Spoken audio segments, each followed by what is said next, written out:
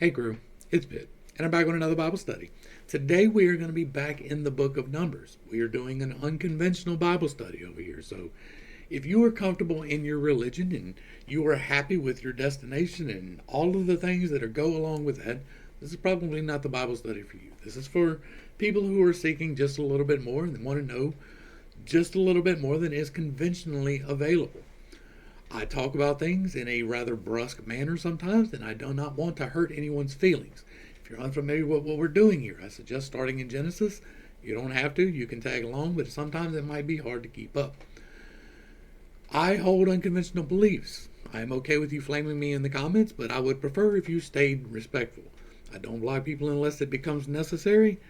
And with that, let's dive into number 16 because we left off in Numbers 15 and we are doing a word by word read. We are in Bible Hub so that if we have anything that we want to know more about, we can just pop it out and look at it and see what it needs. We go into Google Earth so that we can see the actual landscape of the ground. We won't be doing that today, but we do that in this study so that we know what we're talking about as we go along. Now we're having a timeline issue, right? One of the problems with Numbers is that it jumps around chronologically, right? You go from here to there, then back to here, and then back to there, and here's one of those we're not exactly clear. It appears to be before Sinai and either right as they're coming into Midian or right as they're leaving Midian. I'm not sure, but let's just get into the text. And now Korah, son of Izhar, son of Kohath, son of Levi, along with some Reubenites, Dathan and Abiram, sons of Eliab, and On, son of Peleth. If I murder any names, I am sorry, it is not intentional. Conducted a rebellion against Moses, along with 250 men of Israel, known as leaders of the congregation and representatives in the assembly. They came together against Moses and Aaron and told them, "You have taken too much upon yourselves, for everyone in the entire congregation is holy, and the Lord is in their midst. Why then do you exalt yourselves above the assembly of the Lord?" This is an interesting turn of phrase for me because it's telling you something. This is one of those despite the best efforts of men situations. Despite the best efforts of men, God's true nature shows through. Everyone in the entire congregation is holy, and the Lord is in their midst. That is because God himself created every single person on the planet that has ever existed, ever. He knew them before they were knitted in their mother's wombs, and he set their destinies. Now, you're free to choose along those destinies, whether you want to follow him or not. You are free to choose whether or not you go up the spiral or down the spiral of choice. That is why we're here, so that you can freely make those choices. But you are just as valid as every other person who has ever lived on the entire planet. You are just as divine as every single other person who has ever lived on the entire planet. So why then do you exalt yourselves above the assembly of the Lord? And when Moses heard this, he fell face down. And then he said to Korah and his followers, "Tomorrow morning the Lord will reveal who belongs to him and who is holy. And he will bring that person near to himself. The one he chooses he will bring near to himself. You, Korah, and all your followers are to do as follows. Take censers, and tomorrow you are to place fire and incense in them in the presence of the Lord. And then the man the Lord chooses will be the one who is holy. It is you, the sons of Levi, who have taken too much upon yourselves."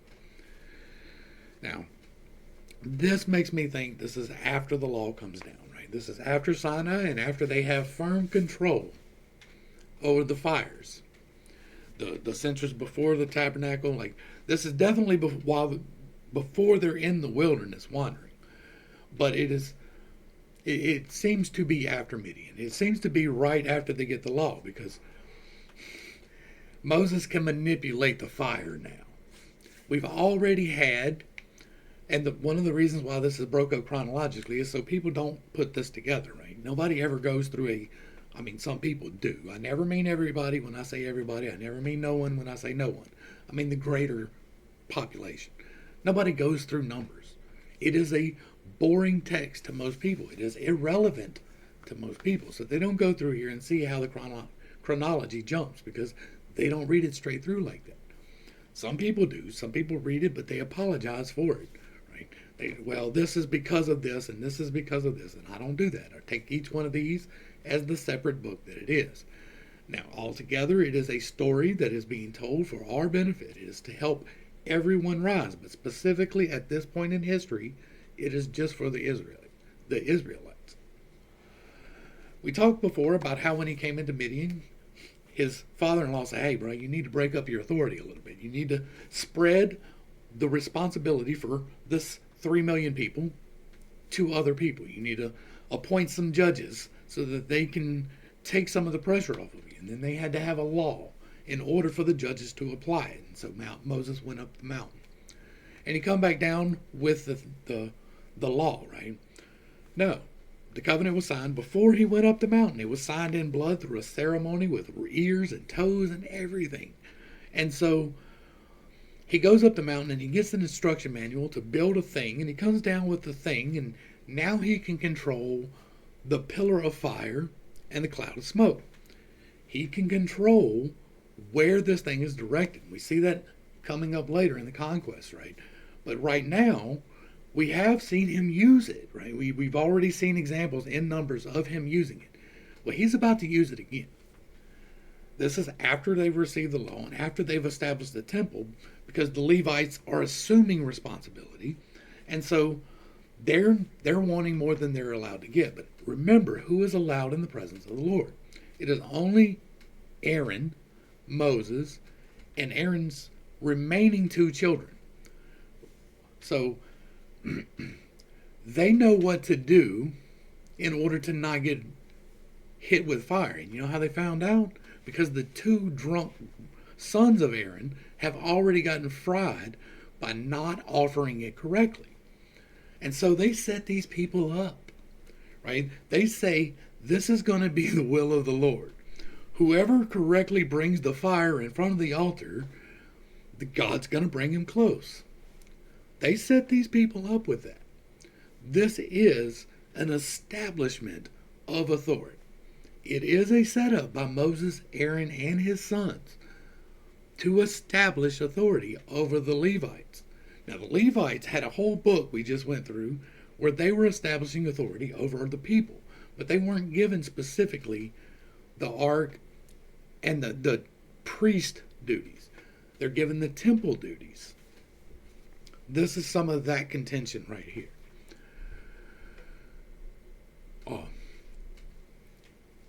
Tomorrow morning the Lord will reveal who belongs to him and who is holy, and he will bring that person near to himself. The one he chooses, he will bring near to himself. You, Korah, and all your followers are to do as follows. Take censers, and tomorrow you are to place fire and incense in them in the presence of the Lord. And then the man the Lord chooses will be the one who is holy. It is you, sons of Levi, who have taken too much upon yourselves. And then Moses also said to Korah, listen, you sons of Levi, is it not enough that for you, the God of Israel, has separated you from the congregation of Israel, and brought you near to himself to perform the work at the Lord's tabernacle, and to stand before the congregation to minister to them? He has brought you near, you and all your fellow Levites, but you are seeking the priesthood as well. This is the whole bone of contention. And therefore it is you and all your followers who have conspired against the Lord. As for Aaron, who is he that you should grumble against him? And then Moses summoned Dathan and Abiram and the sons of Eliab. But they said, we will not come. Is it not enough that you have brought us up out of a land flowing with milk and honey to kill us in the wilderness? Must you also appoint yourself as ruler over us? Moreover, you have not brought us into a land of flowing with milk and honey, or given us an inheritance of fields and vineyards. Will you gouge out the eyes of these men? No, we will not come. And then Moses became very angry and said to the Lord, do not regard their offering. I have not taken one donkey from them, or mistreated a single one of them. That, sir, seems like deflection. That was not what they said. That was not the accusation that was leveled against you. You have set up a straw man and therefore attacked it. This is not him addressing their concern. Their concern is that Moses is taking and placing himself in a place that he knows he doesn't belong. He knows that that is not God's authority. All of these people have come together in accord. The people chosen by God to run the tabernacle, if not the actual priesthood. The people who are in charge of taking the livestock and the grains and making sure that the offerings are correct.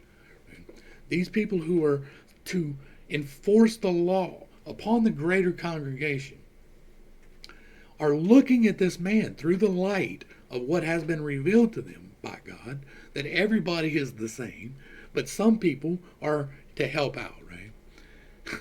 And so they're mad because he's exceeding their authority. They think that their priesthood or their Levite brotherhood should be the authority. And they wind up being that way for a long time.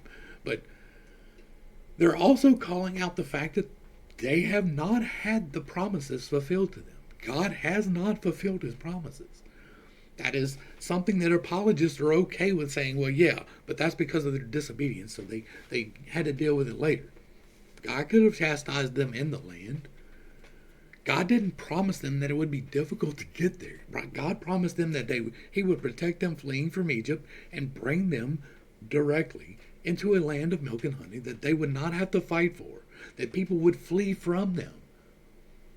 And because the people flee from them, they would be able to eat from fields they had not planted and from trees they had not planted.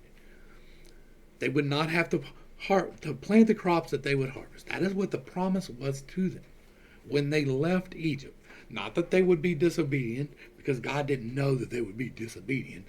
And not that, it's really easy for someone with narcissistic tendencies to turn it back on you.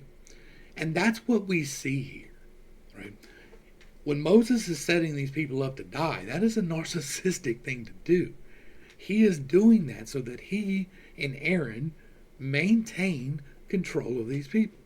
Now, you can argue the right or wrong of it. Right? What came out of it was a great thing. But that does not mean in the middle of it was a great thing. It's kind of like our country. When we exercised freedom for the first time in 1776 and said, no man shall rule above us, we didn't understand the complexity of what happened. It took us another 100 years to begin to get that right. And it took us another 100 years past that to actually get it mostly right. And we're only mostly right now.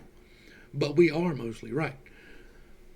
But that was founded on a foundation of freedom and equality. That is what this nation was built upon. And we have been striving to bring that upon. This one is about control. This book is about control of these people. And you can argue that before that they were wild and that it was a necessary thing to control them. And I will not say you're wrong. I will say that there is a lot built into this that does not make sense if it was God himself handing it down. Right? There are other ways to settle the argument than the ones that happen in just a few seconds. And so Moses became angry, and he had to convince the Lord to not accept their offering because God didn't know whether or not to do that. And then he completely deflects the argument because the argument is, you did not bring us out of milk and honey and put us into milk and honey the way that you said that we would, or give us an inheritance of fields and vineyards. So they were like, no, we're not going to follow you anymore.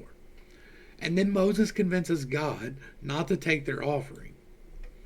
And Moses says to Korah, you and your followers are to appear before the Lord tomorrow, you and they and Aaron, and each man is to take his censer, place incense in it, and present it before the Lord.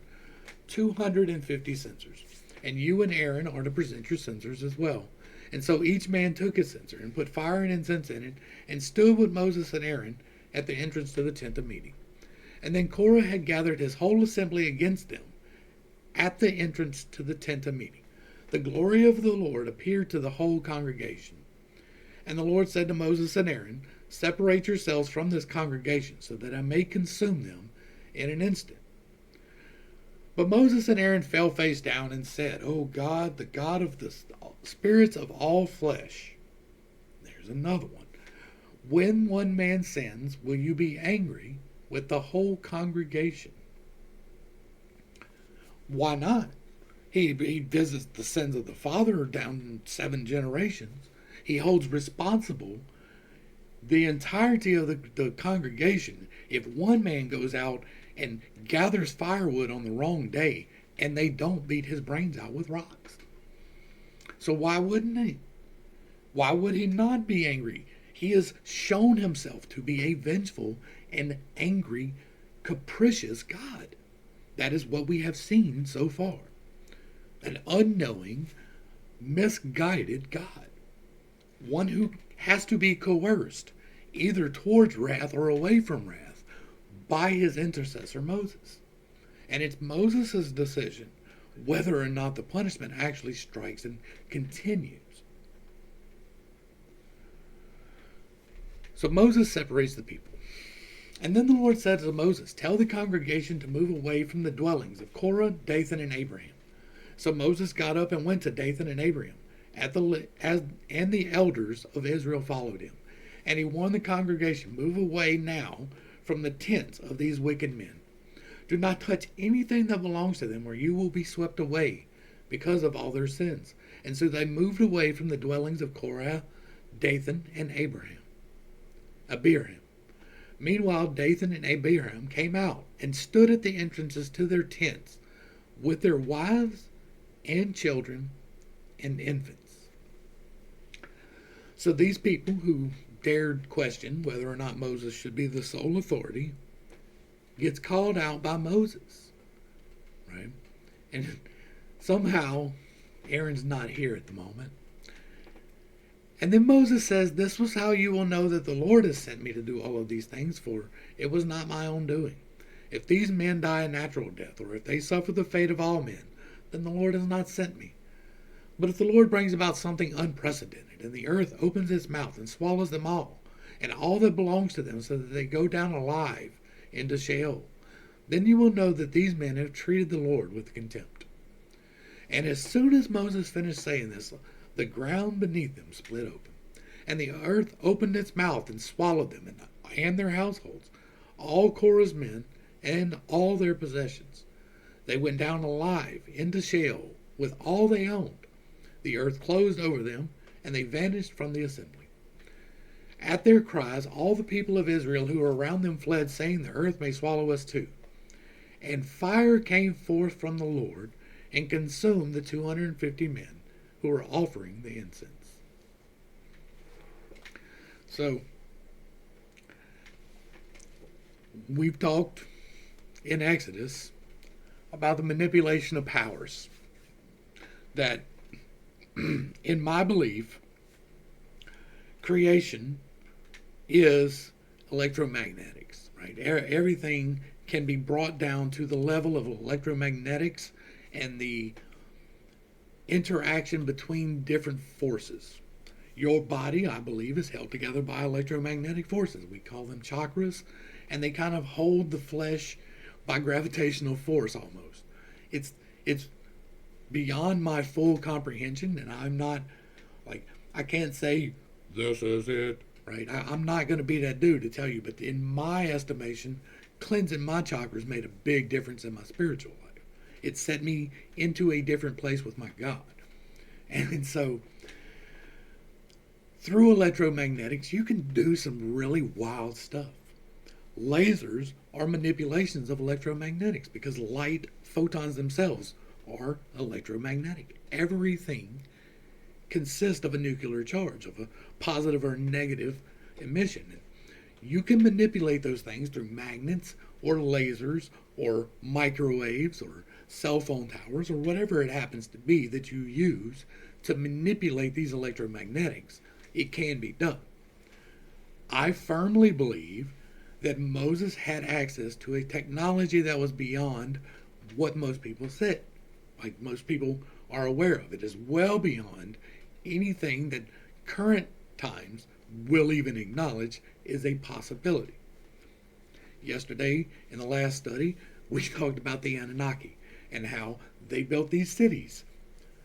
The stories from Sumer say that they came from space and they had technologies that we don't. They could do things that we couldn't. They were desalinizing the Red Sea to get gold out of it to send off. That's what the story is. And they moved off to other gold mining places, and that's why they needed the Adamu. And so they had access to these technologies. And I think that maybe Moses got that technology from them, and he shared that with Aaron. I think that the priest of Midian had access to it, and they taught it to Moses. I think that the priests in Egypt had access to the same things, right? Because they were a different city that was founded by the same peoples that came from outside of our influence. They fell from the heavens, and they settled in these cities across the globe. And so, with access to these magnetics, he is able to do some pretty astounding things. He can pull water from a rock. You're able to separate the seas. You're able to split a rock in half. And you're able to open the ground underneath your enemies. And this is that. In my estimation, that is what happened here. Is Moses firmly established what he needed to establish. And he did it through Aaron, because Aaron has the breastplate, and the breastplate's able to control the things. That's where the shamir is, right? He's got the shamir, and what that allows you to do is use your thoughts to shape the magnetics. That is how that works. We will see that more later in the book, but that's what I firmly believe happened right here. I do not believe that it was God himself that split this ground open. I could be wrong. I am fully aware of that. I am fully willing to admit that, and if I am, I am. But I have seen evidence that suggests that Moses knows how to manipulate these things. And he can manipulate, if we look back to the plagues in Egypt, we're talking about calling forth life. And by calling forth, I don't mean creating it. I mean summoning it. He called the frogs out. And then he killed them. So that is control of life and death. And pulling in that. And turning the waters to a different substance. Electromagnetic control, the plagues, and all of the things that happened, I believe, were part of this. When he cast down his staff, and it changed shape and form, and did what he needed it to do to show that he had the power, right? They cast down the staff, and it turned into a snake, and everybody else cast down their staff, and then their staffs got eaten by Aaron's staff.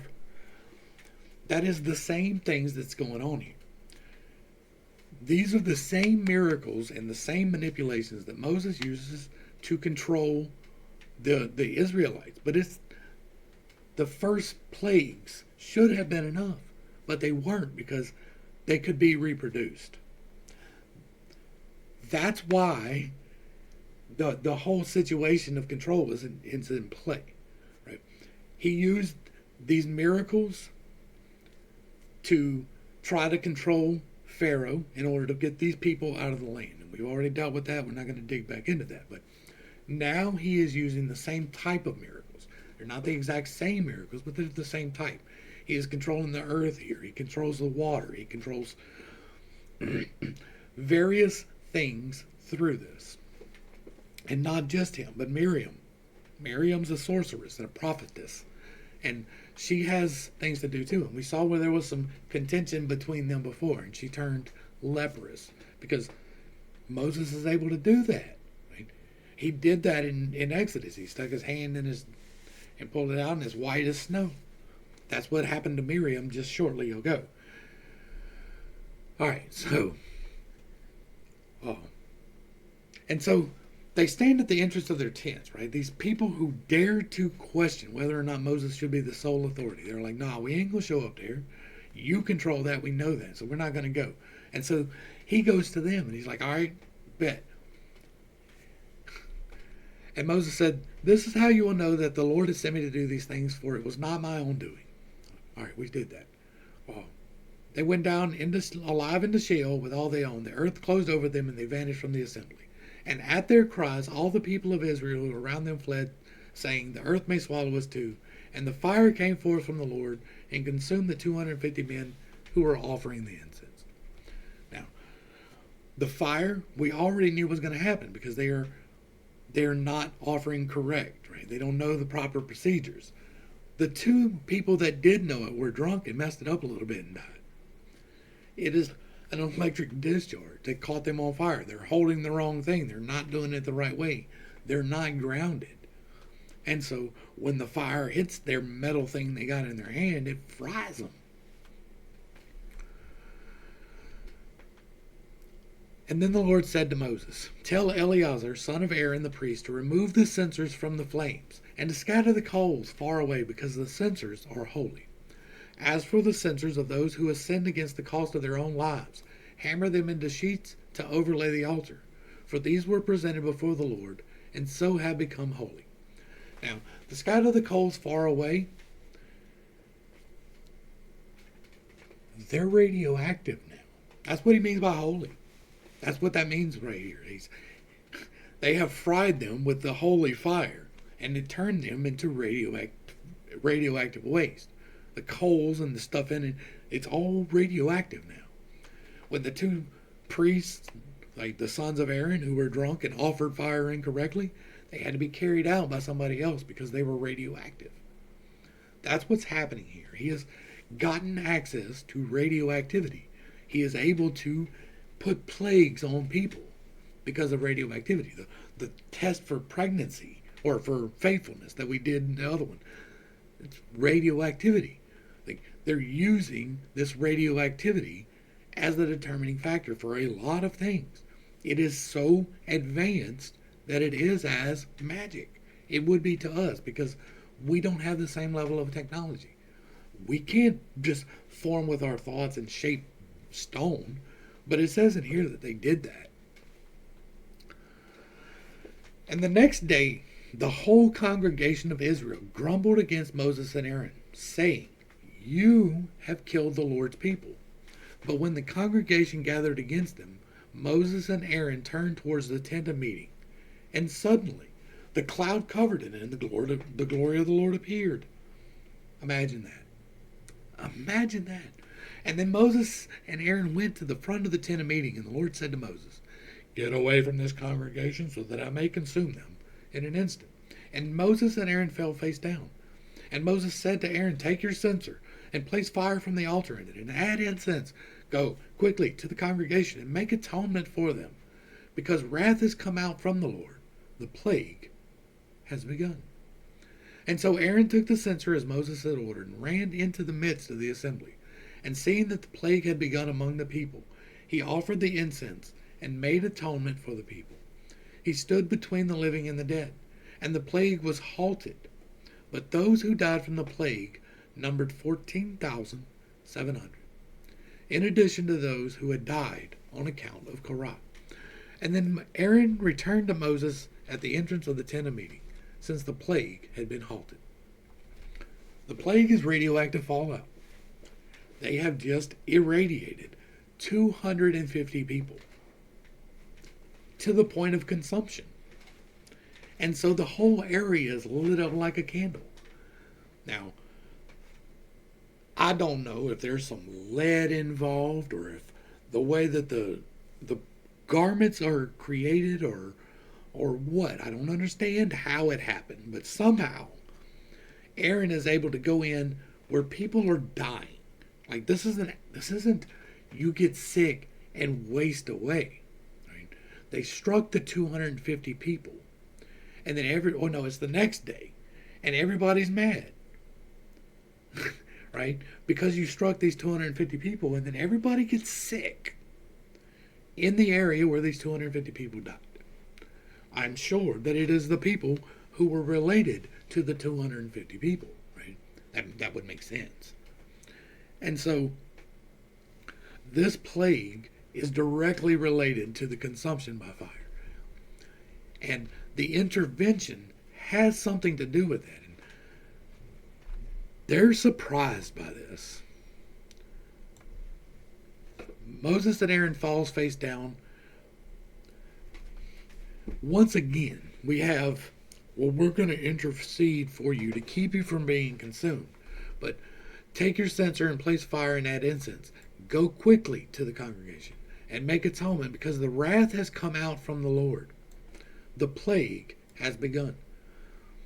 That makes me think that there's a containment issue, right? There's a leak. And Aaron goes down, runs down here and distracts everybody, while Moses goes up and contains the leak. Because then Aaron returns to Moses at the entrance, and since the plague is halted. Again, I cannot be definite on that. I will never be able to be definite on that because it's not definite, right? We can see what is said here, and we can see that it is called the wrath of the Lord. It might be.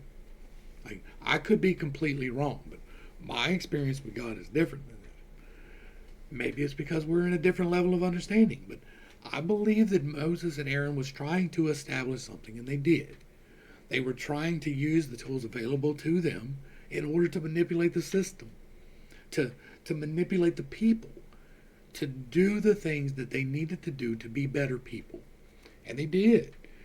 But it was kind of brutal for a while.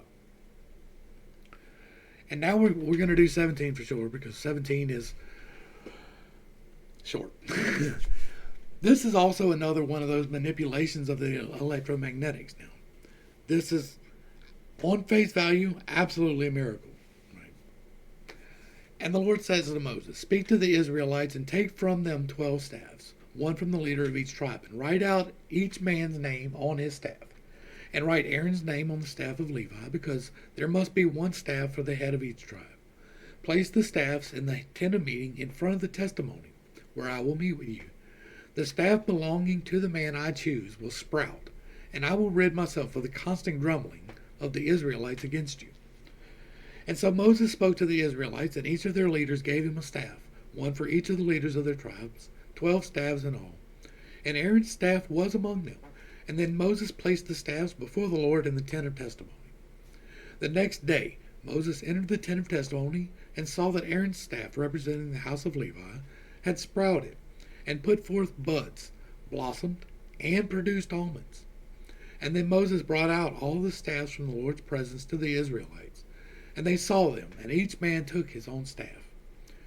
The Lord said to Moses, "Put Aaron's staff back in front of the testimony to be kept as a sign for the rebellious, so that you may put an end to their grumblings against me, lest they die." And so Moses did as the Lord had commanded him. And then the Israelites declared to Moses, "Look, we are perishing, we are lost, we are all lost. Anyone who comes near the tabernacle of the Lord will die. Are we going to perish?" I love how they put this in here, but that is not what it says. Like, we dealt with that in Exodus, but that's not what it says. All right, let's see. Let's run through 18. The duties of the priests and Levites. All right, so this is in direct response. This is after we've gotten the law, right? But before they go wandering. This is, again, like, each one of these books is a scroll. And they don't read them all together like we have it in our Bibles, right? The Old Testament. That's not how it was for them. They had scrolls. They had a scroll of Genesis, and they would read from the scroll of Genesis on the appropriate day. They had a scroll of Numbers, and they would read from the scroll of Numbers. So, each one of these scrolls is supposed to contain enough by itself without going into the other things. And so this is Numbers' version of the priests are in charge, even though we just saw that the priests aren't really in charge of anything. All right, so the Lord said to Aaron, "You and your sons and your father's house must bear the iniquity involving the sanctuary. And you and your sons alone must bear the iniquity involving your priesthood. But bring with you also your brothers from the tribe of Levi, the tribe of your father, that they may join you and assist you and your sons before the tent of testimony. And they shall attend to your duties and to all the duties of the tent. But they must not come near to the furnishings of the sanctuary or the altar, or both they and you will die. They are to join you and to attend to the duties of the tent of meeting, doing all the work of the tent, but no outsider may come near you. And you shall attend to the duties of the sanctuary and of the altar, so that wrath may not fall on the Israelites again. Behold, I myself have selected your fellow Levites from the Israelites as a gift to you, dedicated to the Lord to perform the service for the tent of meeting. But only you and your sons shall attend to your priesthood for everything concerning the altar and what is inside the veil, and you are to perform that service. I am giving you the work of the priesthood as a gift. But any outsider who comes near the sanctuary must be put to death. Then the Lord said to Aaron, Behold, I have put you in charge of my offerings, for all the sacred offerings of the Israelites. I have given them to you and your sons as a portion and a permanent statute. A portion for the most holy offerings reserved from the fire will be yours, and from all the offerings they render to me as most holy offerings, whether grain offerings or sin offerings or guilt offerings. That part belongs to you and your sons. You are to eat it as a most holy offering, and every male may eat it. You shall regard it as holy. And this is yours as well, the offering of the gifts, along with all the wave offerings of the Israelites. I have given this to you and your sons and daughters as a permanent statute. Every ceremonially clean person in your household may eat it. I give you all the freshest olive oil and all the finest new wine and grain that the Israelites give to their Lord as first fruits. The first fruits of everything in their land that they bring to the Lord will belong to you. Every ceremonially clean person in your household may eat them. I know this is going to be dry reading from here on out, it's pretty much so. Every devoted thing in Israel belongs to you, the firstborn of every womb, whether man or beast, that is offered to the Lord belongs to you. But you must surely redeem every firstborn son and every firstborn male of unclean animals. You are to pay the redemption price for a month-old male, according to your valuation, 5 shekels of silver, according to the sanctuary shekel, which is 20 gerahs.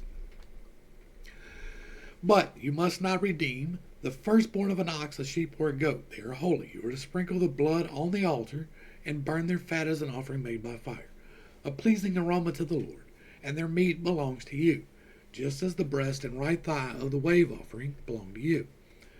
All the holy offerings that the Israelites present to the Lord I give to you and to your sons and daughters as a permanent statute. It is a permanent covenant of salt before the Lord for you and your offspring. And then the Lord said to Aaron, You will have no inheritance in their land, nor will you have any portion among them. I am your portion and your inheritance among the Israelites. Behold, I have given to the Levites all the tithes of Israel as an inheritance in return for the work they do, the service of the tent of meeting. No longer may the Israelites come near the tent of meeting, or they will incur guilt and die. The Levites are to perform the work of the tent of meeting, and they must bear their iniquity. This is a permanent statute for the generations to come. The Levites will not receive an inheritance among the Israelites. Whoops. For I have given the Levites at their inheritance the tithe that the Israelites present to the Lord as a contribution. That is why I told them they would not receive an inheritance among the Israelites. And the Lord instructed Moses, Speak to the Levites and tell them, When you receive from the Israelites the tithe that I have given you as your inheritance, you must present part of it as an offering to the Lord, a tithe of a tithe. Your offering will be reckoned to you as grain from the threshing floor, or juice from the winepress. So you are to present an offering to the Lord from all the tithes you receive from the Israelites. And from these you are to give the Lord's offering to Aaron the priest. You must present the offering due to the Lord, and from all the best of every gift, the holiest part of it.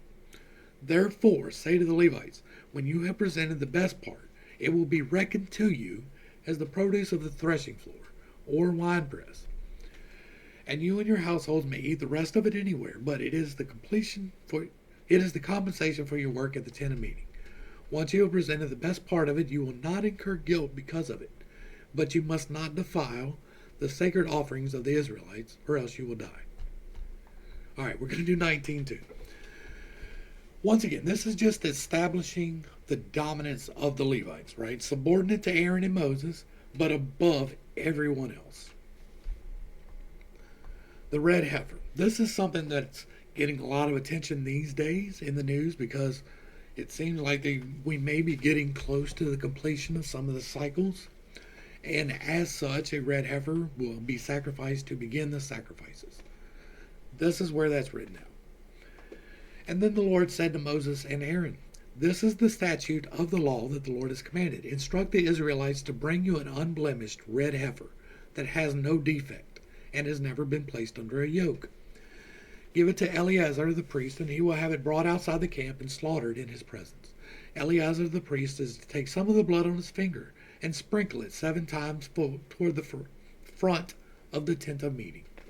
And then the heifer must be burnt in his sight. Its hide, its flesh, and its blood are to be burned, along with its dung.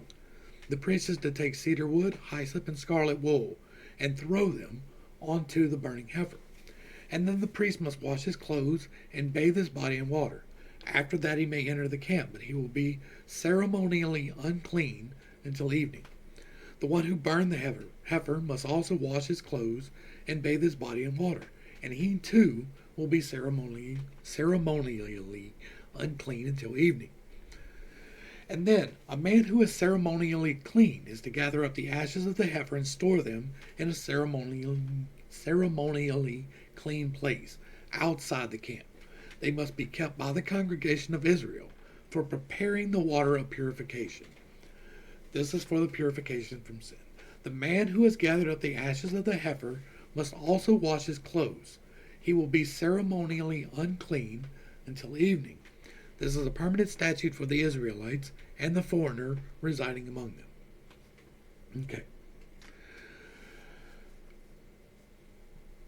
This we have talked about as coming up prior in the study. This is the purified water that they use for their ceremonially cleaning things, right? This is what they consecrate things with when they go into the houses, and this is where that water comes from. In order for the temple to be built and the establishment of the sacrifices again, this has to happen so that they have water to consecrate the temple, which is why people are paying attention to the red heifer today, because of all the things going on overseas right now. All right, finally, we're going to get to the purification of the unclean. Whoever touches any dead body will be unclean for 7 days. He must purify himself with the water that we just made on the 3rd day and on the 7th day, and then he will be clean. But if he does not purify himself on the 3rd and 7th days, he will not be clean. Anyone who touches a human corpse and fails to purify himself defiles the tabernacle of the Lord. That person must be cut off from Israel. He remains unclean, because the water of purification has not been sprinkled on him, and his uncleanness is still on him. Because if you just sprinkle this water, everything's clean. You got to do it twice, and it's got to be on these specific days. But if you sprinkle this water that has all of this stuff that was burnt in it, you're good. Everything's going to be fine. This is the law when a person dies in a tent. Everyone who enters the tent and everyone already in the tent will be unclean for 7 days, and any open container without a lid fastened on it is unclean. Anyone in an open field who touches someone who has been killed by the sword or has died of natural causes, or anyone who touches a human bone or a grave will be unclean for 7 days. For the purification of the unclean person, take some of the ashes of the burnt sin offering, put them in a jar, and pour fresh water over them. And then a man who is ceremonially clean is to take some hyssop, it's a plant, dip it in the water and sprinkle it on the tent. All the furnishings and the people who were there. He is to sprinkle the one who has touched a bone, a grave, or a person who has died or been slain. Now, hyssop has antibacterial properties. Some of the ointments and things that they use absolutely have sense. Now, it's not the sprinkling of it that does it, it's the antibacterial properties inside the plants that kill the bacteria that is growing on the surfaces. It's not just sprinkling the water that does it. And it's not just a couple sprinkles that's going to get it done. Like, you have to thoroughly saturate it. The man who is ceremonially clean, I'm having so much trouble with that word today, is to sprinkle the unclean person on the 3rd day and on the 7th day. And after he purifies the unclean person on the 7th day, the one being cleansed must wash his clothes and bathe in water. And that evening he will be clean. But if a person who is unclean does not purify himself, he will be cut off from the assembly, because he has defiled the sanctuary of the Lord. The water of purification has not been sprinkled on him. He is unclean. This is the permanent statute for the people. the one who sprinkles the water of purification, must wash his clothes, and whoever touches the water of purification will be unclean until evening. Anything the unclean person touches will become unclean, and anyone who touches it will be unclean until evening.